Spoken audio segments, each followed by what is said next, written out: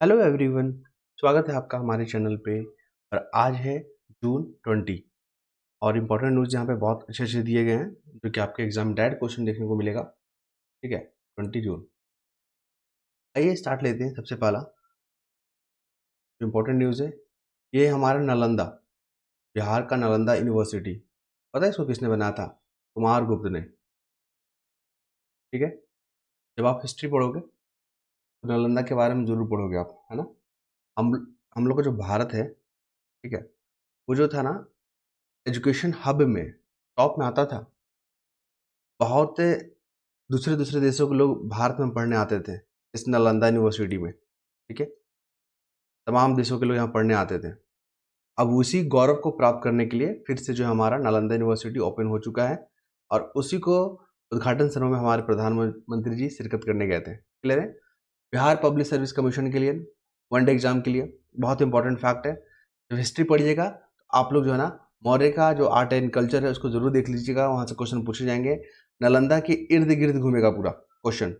BPSC का mains में तो आएगा ही आएगा, क्योंकि आर्ट एंड कल्चर में बोलेगा कि ये जो है हमारा नालंदा यूनिवर्सिटी, उसका योगदान क्या रहा है, कि क्या सफलताएं रहे हैं। इस तरह के क्वेश्चन पूछे जाएंगे। क्लियर है? आगे डिटेलिंग करेंगे हम लोग। फिर देख लीजिए यहाँ पे एमएसपी को लेकर क्वेश्चन पूछता है। अगर क्वेश्चन मेंस में पूछेगा कि भारत सरकार ने किसानों के वेलफेयर के लिए कौन कौन सा स्कीम लॉन्च किया है, तो आप उसमें प्रधानमंत्री किसान सम्मान निधि के बारे में बात करेंगे, आप उसमें एमएसपी के बारे में बात करेंगे। ठीक है, आप पीएम कुसुम योजना के बारे में बात करेंगे, आप वहाँ पे और किस चीज़ के बारे में बात करेंगे, तो ये तमाम चीज़ों के बारे में बात करेंगे। ठीक है, कॉल जो फ्री नंबर है, टोल फ्री नंबर है, उन तमाम चीज़ों के बारे में बात करेंगे जो कि सरकार ने किसानों के उत्थान के लिए, ठीक है, तमाम योजनाएं को लॉन्च कर दिया। आपको बता दें एमएसपी से क्वेश्चन पूछा गया, तमाम एग्जाम में पूछा गया। एमएसपी का जो रेट होता है ना, ठीक है, जैसे कि अभी धान का रेट कितना डिसाइड किया गया है, 2300 रुपया प्रति क्विंटल। समझ रहे ना? तो कुल मिलाकर एमएसपी जो है ना, ये सिफारिश कौन करता है? एक संस्था है सीएसईपी, 1965 में बना था। उस समय उसका कुछ और नाम होता था, कृषि मूल्य आयोग होता था, लेकिन 1985 में इसका नाम बदल के सीएसईपी कर दिया गया। ये याद रखेंगे। कुल 23 फसल होता है एमएसपी के अंतर्गत, जिसमें कौन कौन सा फसल है देख लीजिए। यहाँ पे नाइजर सीड, यूपीएससी में पूछा गया क्वेश्चन, रामतिल, ठीक है, मक्का, गेहूं, धान, ये तमाम जो फसल एमएसपी पे इंक्लूड होता है। क्लियर है? ये हो गया। और यहाँ पे इंपॉर्टेंट नजर मुझे कुछ खास नहीं नजर आ रहा है। चलिए, मेंस में प्रीलिम में ऐसे ही क्वेश्चन पूछता है। फिर देख लीजिए यहाँ पे अग्निकांड, कुवैत में अग्निकांड हुआ है ना, किस क्षेत्र में हुआ वो याद रखिएगा, मंगफ क्षेत्र है। ठीक है, मंगफ क्षेत्र है, तो वहां पे ये घटना घटा है। क्योंकि अब क्वेश्चन जो है, क्वेश्चन का ट्रेंड देखेंगे ना, तो कुवैत सभी जान रहे हैं, ये नहीं पूछेगा कुवैत में कौन सा जगह घटना घटा है, वो पूछ रहा है। तो बहुत लोग, आपको थोड़ा सा डीपली देखना पड़ेगा और मैं उसको हाईलाइट कर दे रहा हूँ ताकि क्वेश्चन पूछे। इसका प्रूफ आपको बता सकते हैं कि अभी हाल ही में एक घटना हुआ था स्लोवाकिया में, वहां के प्रधानमंत्री पे गोली लगा। ठीक है, तो जिस जगह पे लगा, स्लोवाकिया देश में लगा, लेकिन किस जगह में हुआ वो क्वेश्चन पूछ दिया। तो जो लोग पढ़े होंगे अच्छे से वो लोग जवाब कर दिए होंगे। और ये क्वेश्चन पूछा गया था आपका सीडीपीयू, झारखंड पब्लिक सर्विस कमीशन में। क्लियर है? चलिए आगे आते हैं हम लोग। तो यहाँ पर एक और याद रखिएगा, कुवैत का जो रियाल है ना, कुवैत का रियाल सबसे महंगी करेंसी है, 272 रुपये के आसपास है। कहने का मतलब, अगर आपको एक कुवैत रियाल खरीदना है ना, तो आपको 272 रुपये पे करना पड़ेगा। डॉलर कितना है? 84 रुपये के आसपास। यूरो कितना है? तो 90 रुपये के आसपास। पाउंड कितना है? 105 या 107 रुपये के आसपास। युआन कितना है? 12 रुपये के आसपास। येन कितना है? 0.50 रुपीज़ के आसपास। समझ रहे ना? ये तमाम जो है आप करेंसी को कंपेयर कर लीजिएगा भारत की करेंसी से और देख लीजिएगा, क्योंकि बीपीएससी में यही क्वेश्चन पूछा गया था पिछली बार। तो ट्रेंड चेंज हो रहा है। अब मैं आपको अलर्ट कर देता हूँ कि न्यूज़पेपर को पढ़ते कैसे। फिर यहाँ पर देख लीजिए, अभी आप देखोगे वायु प्रदूषण को लेकर यहाँ पे आर्टिकल छपा हुआ है। जब मैंने पूरा आर्टिकल पढ़ा ना, तो आपको बता दें, वायु प्रदूषण से जो सबसे अधिक मरने वाले की संख्या, यूनिसेफ जो है एक आंकड़ा निकाला, तो वायु प्रदूषण से ना बहुत अधिक लोगों की जानें जाती है। ठीक है, लगभग भारत और चीन में अगर हम लोग बात करें तो 21 से 23 लाख मामले दर्ज किए गए हैं वायु प्रदूषण को लेकर। तो वायु प्रदूषण होता कैसे? तो आप इंडस्ट्री देख रहे हो ना, आप फॉसिल फ्यूल देख रहे हो ना, ये तमाम को जड़ने से, गाड़ियां जो पेट्रोल और ईंधन वगैरह जो जल रहा है, उससे जो हानिकारक गैस निकलती है, उससे वायु प्रदूषण हो रहा है, हो ना। अब इसके कारण में अगर आप देखोगे तो इंडस्ट्रियल जो डेवलपमेंट हो रहा है उसके कारण जो है वायु प्रदूषण हो रहा है, शहरीकरण से हो रहा है। फिर जो पॉपुलेशन जो ग्रोथ रेट है उसके कारण हो रहा है। समझ रहे हैं ना?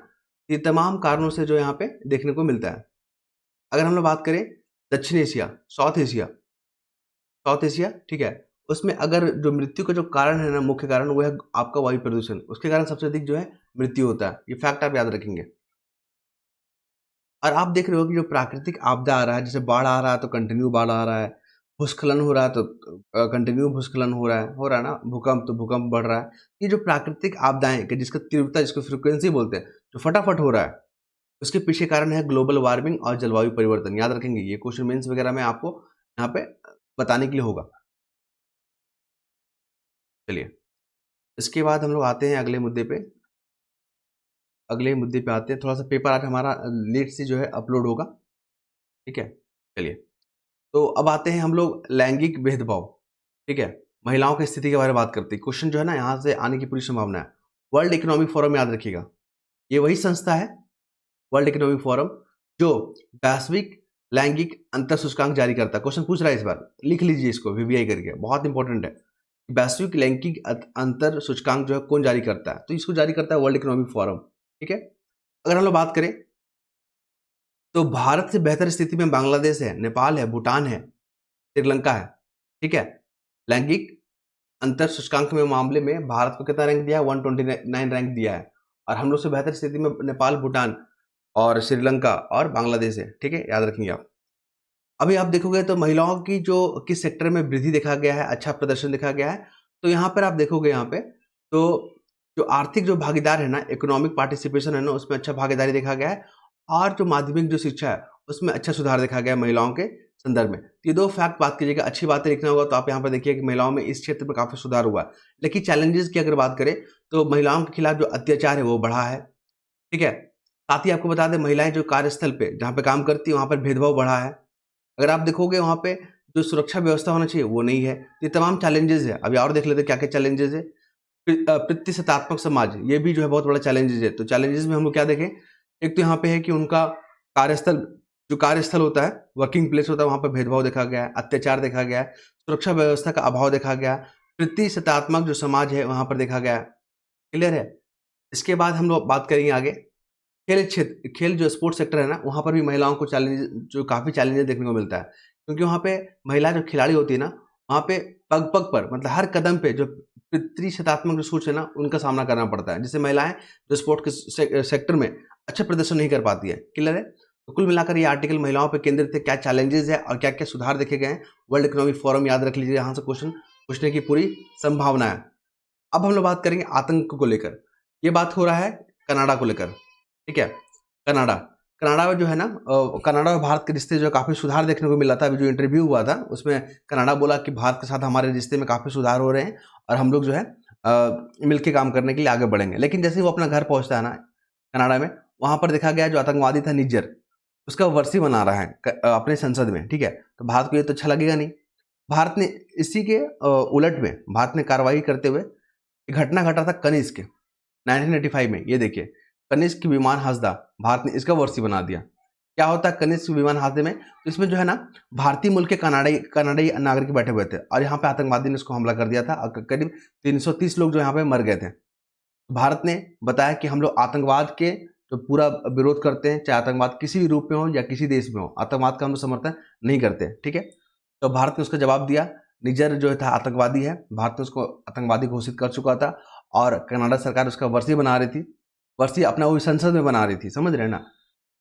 अगर मान लीजिए जो खालिस्तानी जो सपोर्टर है वो लोग बनाते, समझ में आता है कि वो लोग आतंकवादी है। लेकिन अगर आप संसद में इस तरह का काम कृत्य करवा रहे हो तो कहीं ना कहीं कनाडा भी इसमें इन्वॉल्व है। क्लियर है। तो भारत और कनाडा के बीच में रिश्ते जो है ना काफी तनावपूर्ण अभी देखने को मिलेगा अभी, ठीक है, नजर बना कर रखेंगे हम लोग।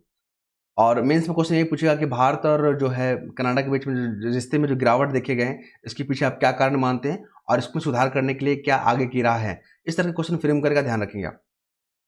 आगे बात करें यहाँ पे, तो यहाँ पर महिलाओं को लेकर ही बात किया गया है। कुल मिलाकर महिलाओं की जो स्थिति के बारे में बात किया गया है, क्योंकि देखिए आधी आबादी महिलाओं को ही बोला जाता है। अगर आप किसी भी देश जो विकसित करता है ना, ये सब क्यों बात हो रहा है महिलाओं पे? क्योंकि 2047 तक हमें बनना है डेवलप कंट्री, और आप बिना महिलाओं को सशक्त किए आप आगे नहीं बढ़ सकते हो, ठीक है। क्योंकि महिलाओं में वो पोटेंशियल है ना, अगर बात की जाए वो पोटेंशियल है जो कि डेवलप कंट्री बनने के लिए हमें बहुत जरूरी है। अगर आप उनको इग्नोर कर दोगे तो डेवलप कंट्री बनने में काफ़ी वक्त और लग जाएगा। क्लियर है? तो महिलाओं को साथ लेकर चलना होगा। उनके सामने क्या-क्या चैलेंजेस है, जैसे घरेलू हिंसा काफ़ी बहुत बड़ा चैलेंजेस है, उत्पीड़न, दहेज प्रताड़ना, छेड़छाड़, पीछा करना, यौन उत्पीड़न, बलात्कार करने की कोशिश, ये तमाम जो शिकायतें महिला नेशनल जो वीमेन कमीशन है उनको मिलते रहता है। तो ये सब चैलेंजेस है। अब महिलाओं के चैलेंजेस संबंधी जो प्रश्न आते हैं ना, वहाँ पे आपको ये सब ज़िक्र करना होगा। ठीक है? चलिए, आगे बात करें हम लोग, तो इम्पोर्टेंट फैक्ट में यहाँ पर देख लीजिए। अभी हमारे प्रधानमंत्री जी बिहार पे टूर पे हैं। उन्होंने जो है नालंदा जो विश्वविद्यालय है उसका उद्घाटन करने गए हुए थे। हम आपको बता दें भारत का क्या संकल्प है, 2047 तक क्वेश्चन बनना। देखिए क्वेश्चन कैसे पूछेगा मेंस में आपसे, 2047 तक भारत को बनना है डेवलप, ठीक है? तो और इसमें जो है शिक्षा का क्या योगदान है, शिक्षा यहाँ पे कैसे हेल्प करेगा भारत को विकसित बनने में, तो वहाँ पे आप नालंदा विश्वविद्यालय के बारे में बात करेंगे, ठीक है?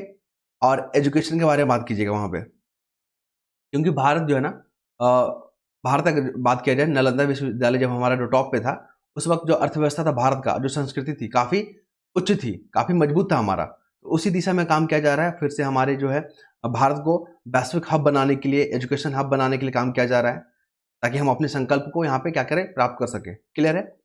यहाँ पे एक चीज कोटेशन आप देखोगे कि आग की लपटें, जो एक मुस्लिम शासक था बख्तियार खिलजी, नालंदा यूनिवर्सिटी में आग लगा दिया, तो वहाँ पे जितने भी बुक्स वगैरह रखे गए थे ना, पूरे जलने में उसको 6 महीना लग गया था। समझ रहे ना? तो कितना वहाँ पे एनर्जी का मतलब कितना वहाँ पे ज्ञान की किताबें वहाँ मौजूद थी। आपको एक घटना बता दें कि एक मुस्लिम शासक था जिसका तबीयत खराब था, ठीक है? और वो दवाई वगैरह खाना नहीं चाह रहा था, ठीक? ये बात यहाँ पे पहुँचा क्या, नालंदा विश्वविद्यालय के प्रोफेसर के पास, ठीक है? जो वहाँ के स्कॉलर थे, जो गुरु थे वहाँ के, ठीक है? तो उन्होंने बोला कि देखिए ऐसा-ऐसा समस्या, वो दवाई खाना नहीं चाहता, और राजा जो है वहाँ का शासक है, मुस्लिम शासक, उसका तबीयत खराब होते जा रहा है, हो सके तो मर भी जाएगा। तो उन्होंने इनके पास ये मामला आया, संज्ञान लिया, बोले कोई बात नहीं। तो इन्होंने पूछा कि उसकी हॉबी क्या है? शासक को क्या करना पसंद है? तो बोलता है कुरान वगैरह पढ़ते रहता है वो, उनको अच्छा लगता है। बोले ठीक है, वो कुरान का पुस्तक लेके आइए जो पढ़ता है वो। कुरान का पुस्तक लाया और अगला दिन वापस कर दिया कि लीजिए अपने राजा को दे दीजिएगा, ठीक है? और राजा ने क्या किया, उस कुरान को पढ़ते गया और देखा कि कुरान पढ़ते-पढ़ते उसकी तबीयत ठीक होने लगा 1-2 दिन में। तो उसने पूछा कि आखिर मैंने दवा भी नहीं लिया और मेरा तबीयत ठीक होते जा रहा है, ऐसा कैसे? तो जब वो उसका जो सैनिक था या उसका जो दास था, ठीक है? उन्होंने पूछा कि आपने ऐसा क्या कर दिया जो उनका तबीयत ठीक हो गया? तो उन्होंने बताया कि जो कुरान पढ़ा था ना, तो वो थूक लगा के जो है ना पेज को पलटता था। तो उसी के माध्यम में पेज पे जो है ना दवा लगा हुआ था, मेडिसिन लगा दिया गया था, ताकि वो खाए और वो ठीक हो जाए, ठीक है? इस कारण से जो है वहाँ पे ठीक हो गया। कहने का मतलब इस कहानी के पीछे जो मोरल ऑफ द स्टोरी ये है कि आप समझ सकते हैं कितने बुद्धिजीवी लोग जो है नालंदा विश्वविद्यालय में रहते थे। समझ रहे हैं ना? और भारत का क्या गौरव होगा उस वक़्त, अभी भी है। उसी चीज़ को प्राप्त करने के लिए हमारा ये प्रयास है। क्लियर है? हाँ, अब हम आते हैं शिक्षा को लेकर। देखिए शिक्षा के क्षेत्र में बच्चों को आकर्षित करने के लिए क्या-क्या सरकार ने योजना चला रखी है। अटल टिंकरिंग लैब के बारे में बात करेंगे आप, ठीक है? स्टार्टअप इंडिया के बारे में बात करेंगे। गगनयान, चंद्रयान मिशन के बारे में बात करेंगे, ठीक है? इन तमाम चीज़ों के बारे में बात करेंगे। साथ ही 1 लाख करोड़ रुपए का शोध फंड बनाया गया है। इन चीज़ों के बारे में बात करना कि हमारे एजुकेशन में किस तरह का रिफॉर्म हो रहा है। तभी तो जाके हम लोग 2047 तक डेवलप कंट्री बनेंगे। उसके बाद नेक्स्ट मुद्दे पे आते हैं। समय कितना हो गया? 13 मिनट हो गया। फटाफट चीज़ों को लेंगे हम लोग। और आप लोग से एक रिक्वेस्ट है, अगर अच्छा लगता है हमारा कंटेंट या हमारा प्रयास, तो आप लोग ज़रूर अपना रिएक्शन दें। आपको देना ही पड़ेगा, ठीक है? क्योंकि फिर हम बेहतर कर ही नहीं पाएँगे। अगर हम बेहतर करना चाहते हैं, तो आपको यहाँ पे कमेंट अपना फीडबैक ज़रूर देना होगा आपको। और अगर आप लोग चाहते हैं इंडियन एक्सप्रेस जो इंग्लिश न्यूज़पेपर होता है, उस पे हम लोग बात करें, उसको हम डिस्कस करें, तो आप लोग को ज़्यादा से ज़्यादा कमेंट करना होगा, ज़्यादा से ज़्यादा शेयर करना होगा वीडियो को हमारा, तब जाके हम लोग प्रयास कर पाएँगे उस पे, है ना? चलिए, ये देखिए अभी क्या हो रहा है कि भीषण गर्मी, गर्मी आप देख रहे हो ना? ये गर्मी ने सभी को जो है जीना दुर्लभ कर दिया है। तो यहाँ पे क्या हो गया, एसी का डिमांड बहुत बढ़ गया।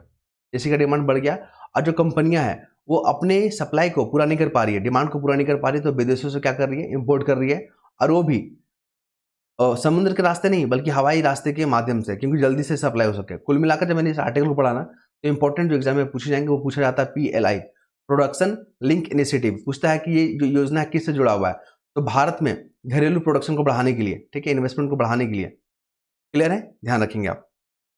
उसके बाद यहाँ पर देख लीजिए, ये हमारे हैं चिराग पासवान, ठीक। इन्होंने वर्ल्ड फूड इंडिया प्रोग्राम में हिस्सा लिया और वहां पे अपना वक्तव्य दिया। क्लियर है? एमएसएमई के बारे में बात किया गया। MSME, micro small medium enterprises. हमारे देश में एमएसएमई इतना बड़ा पोटेंशियल है, इतना ज़्यादा पोटेंशियल है इसमें, क्योंकि 40% रोजगार आपको यही देता है, एमएसएमई देता है। जो एक्सपोर्ट करते हैं ना उसमें 40% के आसपास जो है इसका योगदान रहता है एमएसएमई का रोजगार जनरेट करने में।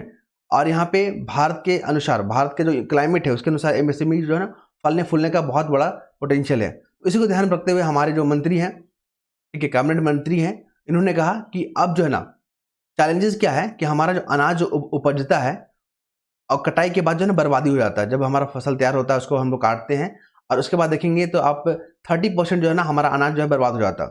तो इसी को ध्यान में रखते हुए हमारे जो कैबिनेट मिनिस्टर है उन्होंने कहा कि खेत के बगल में ही, ठीक है, जहाँ पे प्रोडक्शन होता है उसी के आसपास ही जो है फूड प्रोसेसिंग जो है यहाँ पे प्लांट लगाया जाएगा। ठीक है, तो बहुत अच्छा कदम है ये, ध्यान रखेंगे, आपको मेंस में बहुत काम आएगा। ठीक है, जब पूछा जाएगा क्या सजेशन देना है इन तमाम चुनौतियों से निपटने के लिए, तो आप इसी चीज़ के बारे में जिक्र करेंगे।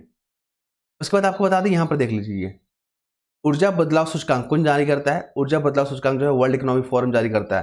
तो WEF जो है ना, इसके बारे में पढ़ लीजिएगा, संस्था, इसका स्थापना कब हुआ था, इसका हेडक्वार्टर कौन है, वर्तमान में इसकी चेयरपर्सन कौन है, ये कौन कौन सा रिपोर्ट पब्लिश करती है, यहाँ से क्वेश्चन आना तय है इस बार। देख लीजिए यहाँ पे इस आर्टिकल जो मैंने पढ़ा, भारत के समुद्री खाद्य पदार्थ, अगर भारत के अर्थव्यवस्था से जुड़ा प्रश्न आता है, उसका दशा और दिशा के बारे में क्वेश्चन पूछता है, तो आप समुद्री खाद्य पदार्थ के बारे में जिक्र करेंगे। यहाँ पर देखा जाए तो समुद्री जो खाद्य पदार्थ है ना, उसमें 3% की बढ़ोतरी देखा गया एक्सपोर्ट में। ठीक है, और यहाँ पे फ्रोजन झींगा, फ्रोजन जो है मछली, साथ ही ब्लैक टाइगर झींगा, इसका जो है ना एक्सपोर्ट काफी बढ़ा है। तो ध्यान रखेंगे ये सब चीज। स्टेटमेंट बना के पूछता है कि यहाँ पे जो है समुद्री जो प्रोडक्ट है, सी जो प्रोडक्ट है, उसके एक्सपोर्ट में वृद्धि हुआ है कि नकारात्मक अब देखा गया है। तो यहाँ पे वृद्धि हुआ है अभी, और ये सब चीज़ जो है आपको आर्टिकल या न्यूज़पेपर या अच्छे अच्छे मैगजीन पढ़ने से ही आपको मिल पाएगा। देखिए, कुवैत में जो अग्निकांड हुआ था किस क्षेत्र में हुआ था? अहमदी परान और मंगाफ शहर, ये दोनों फैक्ट याद रखिएगा। अभी आप देखोगे हज यात्रा में जो करने जा रहे हैं ना सऊदी अरब, वहाँ पे जो हज यात्री है ना उनका मृत्यु हो जा रहा है। क्यों? गर्मी के कारण। ठीक है, तो ये आर्टिकल पब्लिश हुआ है, पूरा बहुत गर्मी के कारण जो यहाँ पे लगभग 500-600 लोगों की मृत्यु हो जा रहा है। तो आप लोग जो है जो भी हज यात्रा पे जा रहे हैं तो उनको जो यहाँ पे सावधानी बरतना चाहिए। ठीक है, क्योंकि इस बार जो एक्सट्रीम जो है ना गर्म हो रहा है, मतलब यहाँ का जो क्लाइमेट है बहुत चेंजेस हो रहा है। यहाँ पे जो भी अधिकारी जो यहाँ पर रिस्पॉन्सिबल थे उनसे बातचीत किया गया है, उन्होंने कहा कि हाँ, ये गर्मी के कारण जो यहाँ पे काफ़ी हज यात्री की जो यहाँ पे मृत्यु देखा गया है। ठीक है, चलिए आगे बात करेंगे यहाँ पे। तो कनिष्क बम विस्फोट के बारे में हमने अभी बात किया ना, क्योंकि कनाडा जो है ना निज्जर को क्या दे रहा है? श्रद्धांजलि दे रहा है। तो भारत भी कुछ ना कुछ तो कार्रवाई करेगा। तो कनिष्क बम विस्फोट का श्रद्धांजलि भारत भी सेलिब्रेट कर रहा है। क्लियर है, ध्यान रखेंगे। यहाँ पे एक क्वेश्चन और है, ऑपरेशन ब्लू स्टार, जो स्वर्ण मंदिर आप पंजाब में देख रहे हो ना, वहाँ पे आतंकवादी लोग ना वहाँ पे अपना पनाह रखा हुआ था। तो भारत सरकार ने उस वहाँ से आतंकवादियों को निकालने के लिए ऑपरेशन ब्लू स्टार चलाया था। ठीक है, चलिए इसके बाद हम बात करेंगे हुती विद्रोही कहाँ पे इंगेज है? यमन में। और द ट्यूटर, याद रखिए, द ट्यूटर क्या विमान है जो कि लाल जो रेड सी है ना वहां से पास कर रहा था, उस पर हमला किया हुती विद्रोहियों ने और उस जहाज को तहस नहस करके डुबो दिया। तो द ट्यूटर याद रखिए एक जहाज है जो कि यहाँ पे लाल सागर में डूब गया। साथ में देखिए यहाँ पे ये चाइना के, माफ कीजिएगा, उत्तर कोरिया के नेता है ये, और ये है रशिया के लीडर। ठीक है, व्लादिमीर पुतिन। इन दोनों का रिश्ता मजबूत हो रहा है। इन कौन कौन सेक्टरों पे काम कर रहे हैं? तो इन दोनों देशों ने कहा कि हम लोग पर अगर कोई हमला करता है ना तो एक दूसरे का मदद करेंगे। ये पहला सेक्टर हुआ, जो सम्मेलन आप देख रहे हो ना, इसमें बात हुआ। दूसरा क्या हुआ? जो पश्चिमी जो देश हम पे जो इतना आर्थिक जो प्रतिबंध लगा कर रखा ना, उसके खिलाफ हम लोग काम करेंगे। और सोवियत संघ जो 1991 में जो क्या विघटन हो गया था, उसके बाद ये बहुत महत्वपूर्ण जो है यहाँ पे ये चीज़ है, क्या है? सम्मेलन है या MOU है। क्लियर है, ये दोनों मिलकर काम कर रहे हैं। साथ ही आपको बता दें, प्रधानमंत्री जो अध्यक्षता में जो कैबिनेट मंत्रालय जो बैठा मीटिंग हुआ, उसमें क्या क्या इंपॉर्टेंट मुद्दे उठे? तो यहाँ पे वधावन, महाराष्ट्र के वधावन में सबसे बड़ा बंदरगाह बन रहा है। ठीक है, पोर्ट बन रहा है। गुजरात और तमिलनाडु में जो है जो पवन ऊर्जा पे काम होगा, इसके लिए परियोजना पे सहमति बन गई है। राष्ट्रीय फॉरेंसिक अवसंरचना पे यहाँ पे काम होगा। ठीक है, फॉरेंसिक जांच पे यहाँ पे काम होगा। साथ ही आपको बता दें BGF योजना जो कि पवन ऊर्जा से जुड़ा हुआ योजना है, ध्यान रखेंगे आप। उसके बाद हम लोग बात करेंगे जो इम्पोर्टेंट है, देखिए हिजाब को लेकर। अभी जो आप यूनिवर्सिटी में, स्कूल, कॉलेज में जाते हैं तो यहाँ पे जो हिजाब पहन के जाते हैं ना, जो भी मुस्लिम महिलाएं, ठीक है, तो वहाँ पे इन्होंने कहा कि हिजाब जो है हमारा धार्मिक जो है क्या है? हिस्सा है, ये धर्म के प्रति जो हिस्सा है। लेकिन यहाँ पे अभी दलील चल रहा है, कोर्ट में ये मामला चल रहा है कि आप वहाँ एजुकेशन लेने जा रहे हैं, तो आप एजुकेशन पे फोकस करें, ना कि अपने धर्म पे। ठीक है, क्योंकि वहाँ पे अनेक धर्म के समुदाय के लोग भी पढ़ते हैं। तो यहाँ पे पूरा दलील पे दलील दिया गया, हम लोग डिटेलिंग में पढ़ेंगे तो अच्छा विचार रखेंगे। ठीक है, तो यहाँ पे पहनना चाहिए कि नहीं पहनना चाहिए, ठीक है, हिजाब को लेकर। फिर यहाँ पे जनेऊ को लेकर बात किया गया है, समझ रहे, जो हिंदू धर्म को मानने वाले हैं तो क्या जो जनेऊ जो पहनते हैं वो अपनी शर्ट के ऊपर से पहनने लगेंगे दिखावा के लिए, क्लियर है। तो इस तरह की यहाँ पे बातें की गई है हिजाब को लेकर।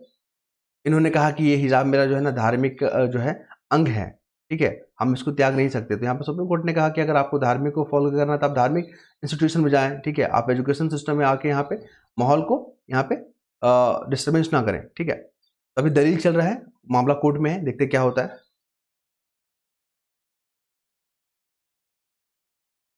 उसके बाद नेक्स्ट मूव करेंगे तो यहाँ पे धर्मांतरण विरोधी कानून जो है ना राजस्थान जो है बनाने पे प्रयास कर रही है, ठीक है।